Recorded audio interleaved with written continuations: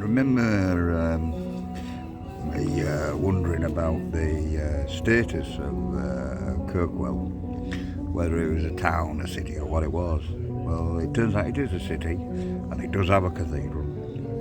And there's quite an interesting story about it. I hope this busker behind me isn't. I hope you can hear this all right. So basically, as the story goes,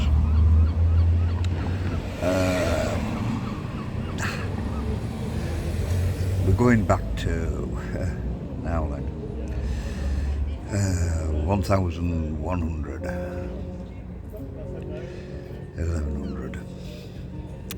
and Magnus is an earl, is Norwegian,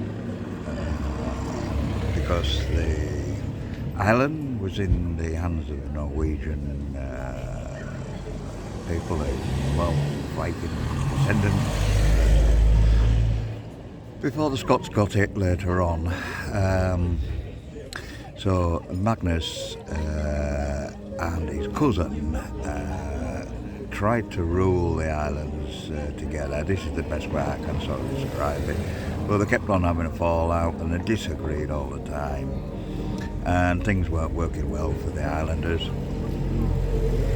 So it all came to a bit of a conflict in the end. The two cousins agreed that they would sort it out, kind of face to face, not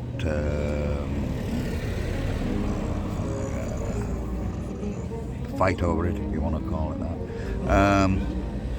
So they tried this, and they were supposed to meet.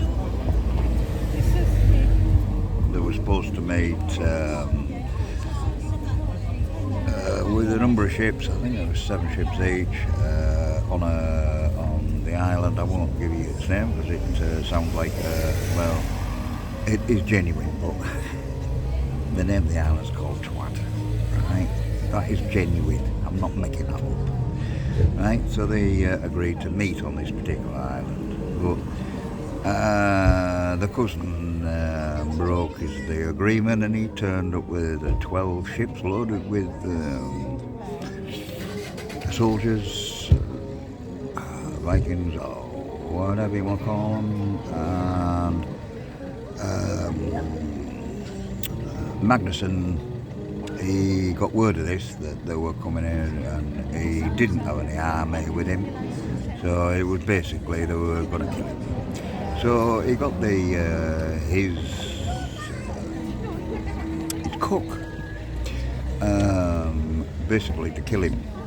So the cook took an axe and slammed it into his head and killed Magnuson, so that he didn't fall into the hands of his cousin and his people. So after this occurred, it was supposed to be miracles started happening, and this is how we become Saint Magnus. So that is basically what I can tell you about the history of the place. I've probably got it wrong as usual, but that's the best I can do. It became under the hands of the Scots later on in, let me think, the Scots got their hands on it. It was about the 1500s or something like that, and it became Protestant, under the hand of the Protestant church, which was restored quite a bit, and quite a bit of work was done on it. I'll try and give you some bits of details when I see something to line it up with dates and things. But we're going to have to go inside, but the problem is that we can't talk, we can only film. We're not supposed to have a mobile phone, but unfortunately that's the way we're going to have to work it. But we're going to have to be quiet, no talking. So if Dan's going to have to put some kind of appropriate music with the video of the inside. We'll talk again when we come out and try and give you some more little details. Okay?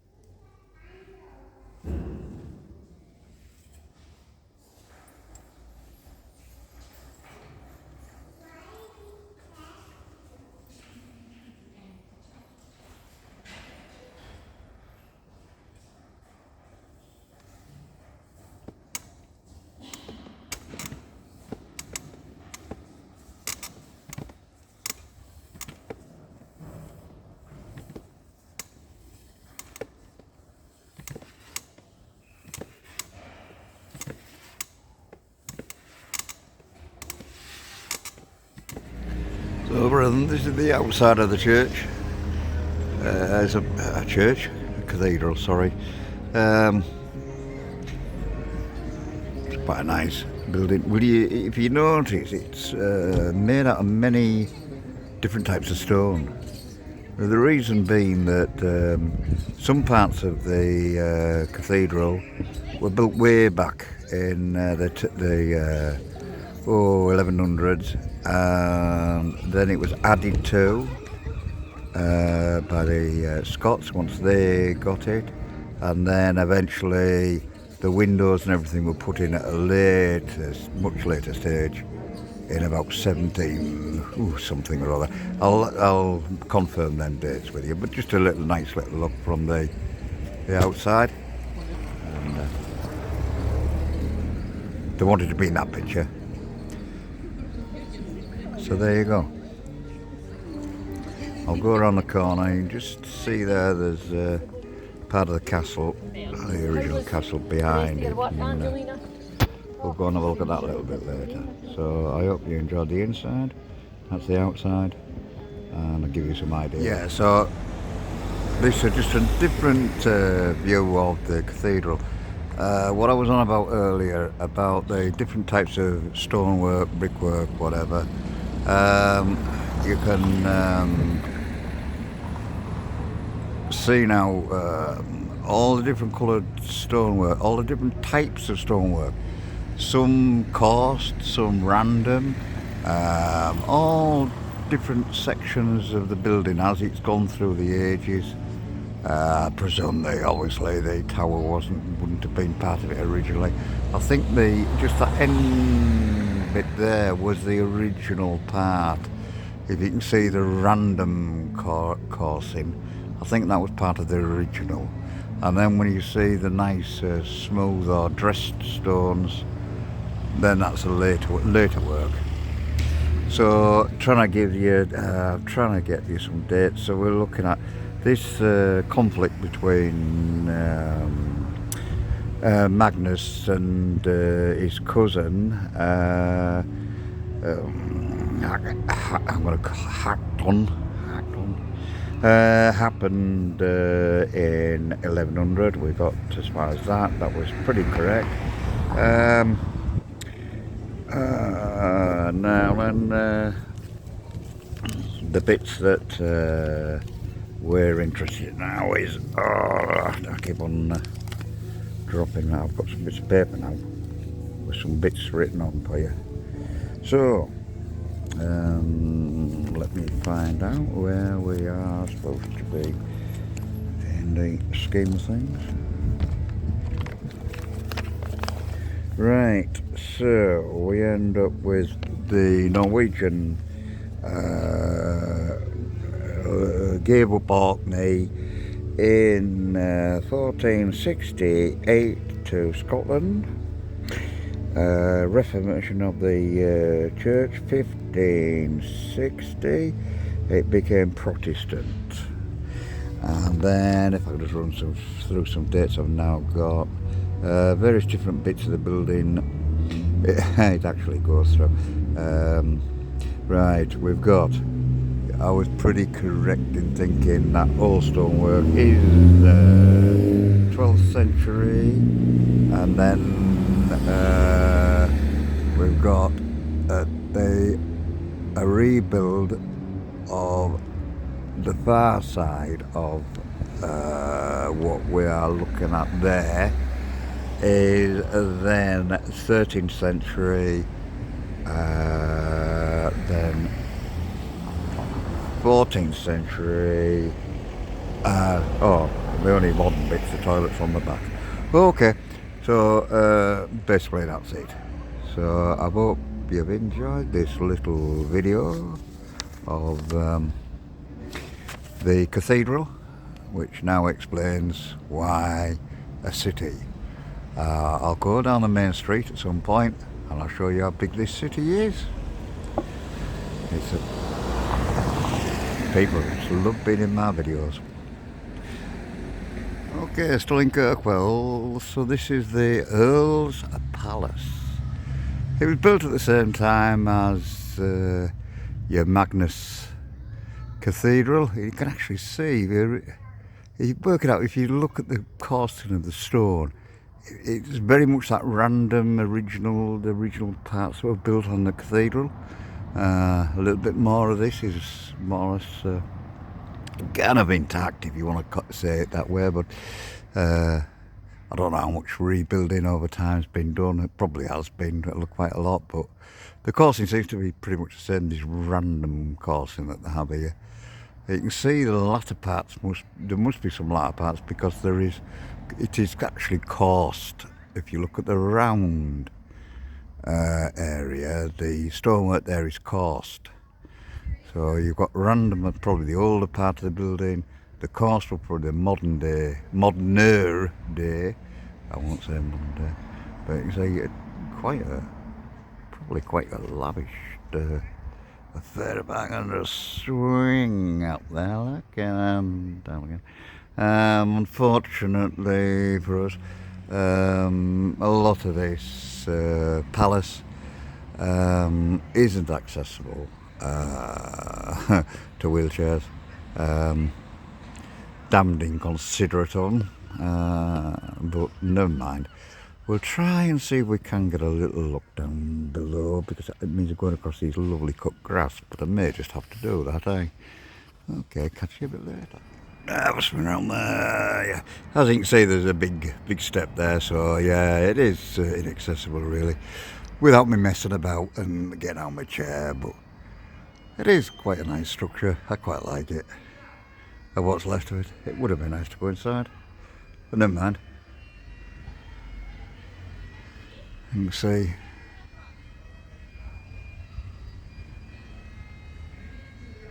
I love these little half circle and 3/4 ones. Very honoured. Must have had a pretty traditional roof on at one time.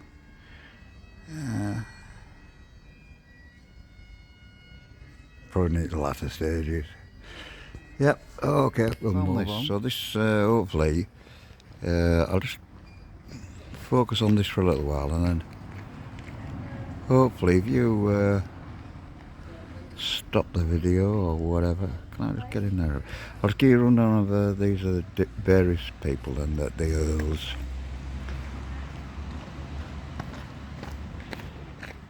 Pointless me talking over it, you may as well have a look at it and read it yourself.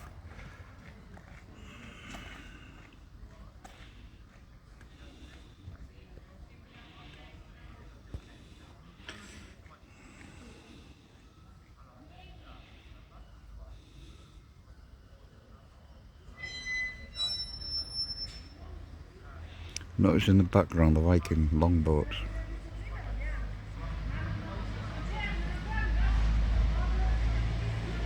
Just a quick bit, this is another section of the castle. It must have been quite formidable. Well, they call it a palace.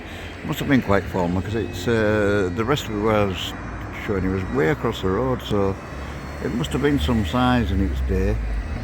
Anyway, I'll leave you with that.